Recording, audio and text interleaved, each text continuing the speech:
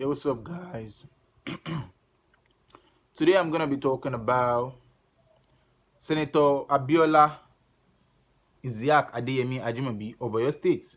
And if this is the first time you're coming through my channel, kindly press the subscribe button and like this video as well.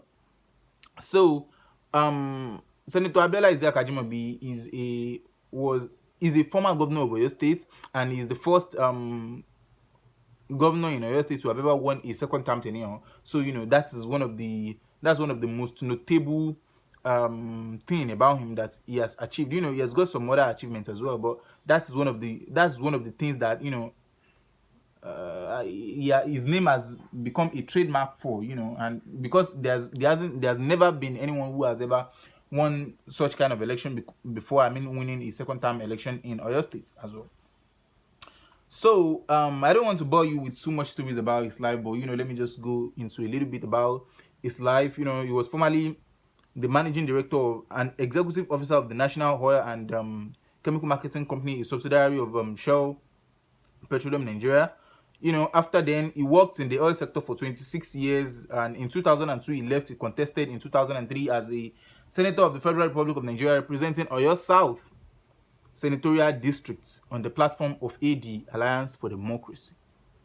Okay, so after a term in the Senate, he contested in 2007 on the platform of AMPP, or Nigerian People's Party, Egbe, and he lost to Otumba Christopher Adebayo Alawakala of PDP. So in 2011, Ajimobi came back again to contest again, and that was when he won against his that was when he won the election and became the governor of Oyo State. And the runner-up of that election was the incumbent as at then, between 2007 to 2011, which was Otumba Christopher Adebayo Alawakala. Ajimobi was born in 16 December 1949, and he died on the 25th June 2020, as I've earlier said. So a little bit about the background of Ajimobi. Ajimobi being the Sobaloju of Ibadan land, that's one of the titles that he held. He was the Are Atunluse of Ibadan land. So his grandfather what I want to put out in this video is that Ajimobi has political background, and a lot of his family members have always been in politics as well. And this is one lesson I want people to learn. For the people who are usually rushing the journey of their lives, don't rush the journey of your life. And anybody, you see, a lot of people that we see doing better than us. You see, life is always about luck. Even though a lot of people don't like to accept this fact, life is always about luck. That's it. Hard work don't really make a lot of changes. Hard work only activates what that luck could have brought you that is not yet bringing you. Hard work can only activate it. It's just for activation. So the point is that Ajimobi has a big background history in politics. His grandfather was Sobaloju of Ibadan land, which is a title of a chief in the Royal Court of Ibadan. His uncle, Honorable N.A. Ajimobi, was a minister of works and transports in the Western region, in the old Western region, right? Ajimobi's father, Pa Gani Ajimobi, was also an honorable member of the House of Assembly in the old Western region as well. What does that tell you? That tells you that there has been a lot of things for him to leverage on his way to politics. It might not be money. It can be the experience. It can be the mileage. It can be the You see, let me tell you something. The things that are around us while we are young, the experiences that we went through while we are young, it usually have a lot of things to play in our lives. So for a lot of people out there who think, oh, Labaja is doing better than me, then you are jealous. Look, if you want something like that and you don't have the leverage or the luck, you are not lucky as he is to have been able to have some things on his side. It might be historical, it might be just some exposure, it might be just some experience that you are not having, not because you don't want to have, or not because you don't actually work hard for those resources as well, but some things just come natural. It's not Ajimobi's fault that he's been born into a family whom their grandfather was Sobaloji of Ibadan, whom his uncle was a minister for work and transportation, whom his father was once a House of Assembly member in the Old Western region. It's not his fault. So what I'm trying to put out there is that you don't get jealous of people, right? Because you are not as lucky as them. But with hard work, you can achieve everything. But the point is, it's just going to take a longer time.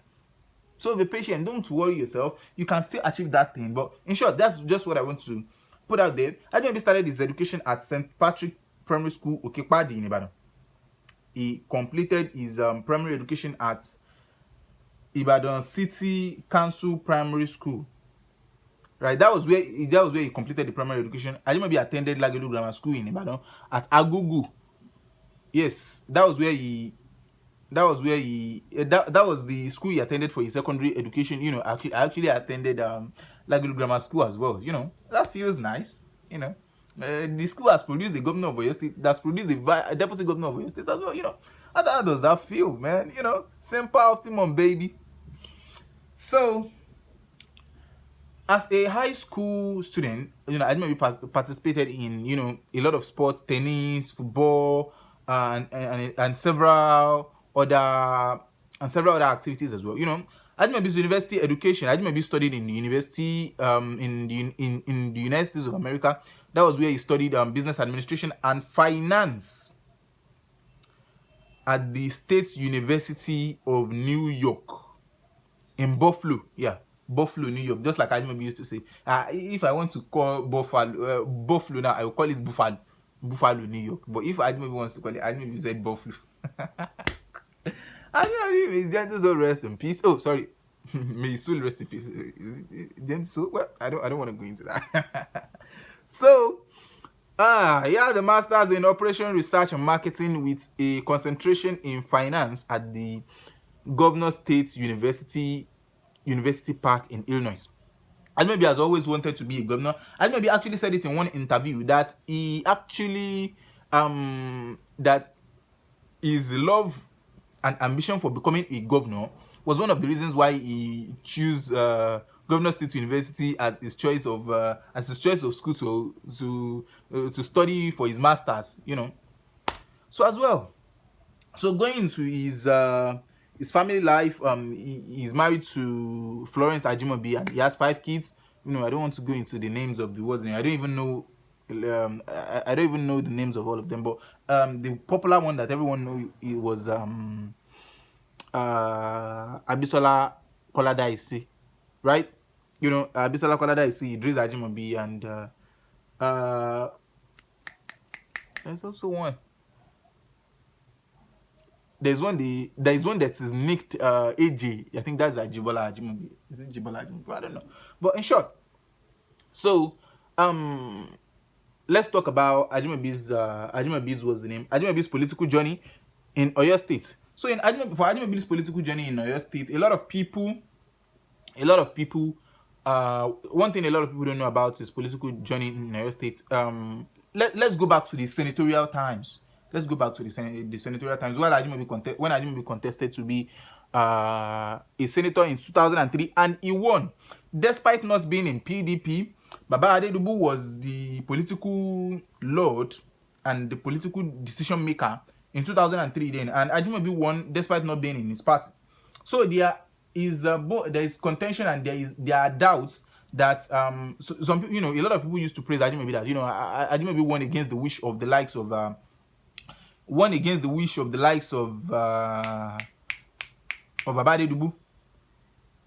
That he won against the wish of the likes of Baba Adedubu. So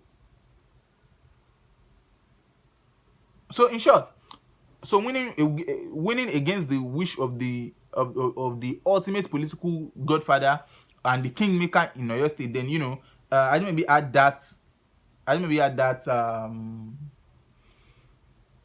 everybody were seeing him as a tough and strong politician as at then. So that's number one. But one thing that a lot of people don't know is that there are rumors that they might not be in the same party. Of course, you cannot be in the same party and still offer political support, to someone in winning, so as to win the election, just like it happened in the just concluded election, right? Babala Doja offered political support to Sheyi Makinde without joining his party. So it is normal. Yes, of course, without joining PDP. So back to the issue of Ajimobi. Some people rumored that Baba Adedibu offered Ajimobi political support back then in 2003 to become the senator, but I think Ajimobi denied that. But the one fact is that the position Ajimobi left in Shell, I think was it in Shell? No, in National Oil.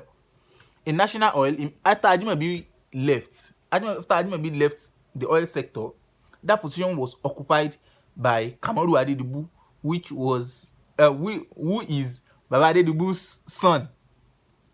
And Kamaru Adedibu also became a House of Rep member. I think he became a House of Rep member, or even a senator, I think.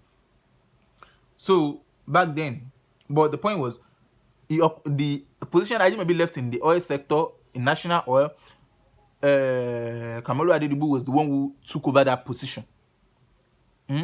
Whether they offered him political support or not, that's none of anybody's business. But a lot of people want to know about that. That's why I'm throwing some light on it. So, and secondly, fast forward to 2007 when he contested as the governor of Oyo State. And one thing that okay, so when he contested as the governor of Oyo State back then, when he contested against Otumba Christopher Adebayo Alao-Akala, who was the deputy governor to Governor Rashid Ladoja as a then, right? And Governor Rashid Ladoja wasn't chosen by his party. Well, yes, he didn't actually contest in 2007. So his deputy contested, but Adedibu supported him. He won against Ajimobi, even though Ajimobi said he won the election, but it was rigged out. No one knows. Fast forward to 2011. When the security of Ibadan, when there was high electoral violence in Oyo State, Baba Adedibu was known as the political kingmaker in Ibadan. Baba Adedibu was dead then now. So Baba Adedibu was dead, and then Ajimobi won the election, and there are also alleged supports by Ladoja for Ajimobi then, and they said that has really catapulted Ajimobi into the office as the governor. So that is another one. Another thing is this. So let's talk about Ajimobi's first term. After Ajimobi was sworn in and in 2011 as the governor, right? There was a total revolution in the system of government of Oyo State. Like a total revolution. Things were not the same. Ajimobi changed everything, and things were running very well. I'm not going to lie to you. NURTW was cancelled for about 3 months, and they reinstated them back, and the state was running peacefully. Back then I used to live in my family house, which was located in one of the toughest. It was my what's the name was located in one of the toughest ghettos in Ibadan. And that is Kusudu Ojagbo in Ibadan.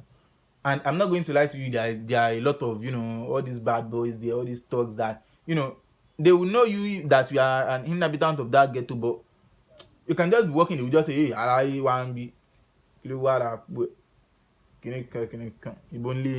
they know you before, they're just trying to poke you and what's the name. But during Ajimobi's time, I'm not going to lie to you, even though the hands of the government and the effect and impact of any government don't usually get to that ghetto as fast as possible. But I can tell you that during Ajimobi's when Ajimobi was taking the security of Oyo State seriously, everybody were so calm, nobody was doing anyhow. Even in Kosodo, in this ghetto that I'm talking about, sitting in your house alone, you'll be feeling an aura of peace. You'll be feeling that cool, peaceful atmosphere around you, which wasn't the usual. As a matter of fact, it kept the security of Oyo State like, I can say 100. Like almost 100. Almost 100. Yes. So fast forward to 2000 and fast forward to 2000 and yes, let me go into his achievements for